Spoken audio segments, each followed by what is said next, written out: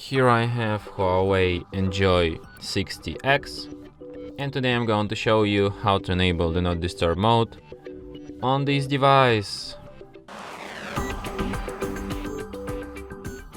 So to do this, firstly you have to open settings, then you should go to the sounds and vibration section, and then to the Do Not Disturb. So here you can switch this mode. You can also set up a schedule for it. You can select days on which it will be active, start time, end time of the schedule. You can also allow interruptions. It could be calls from anyone, from contacts only, from favorite contacts only, or from nobody.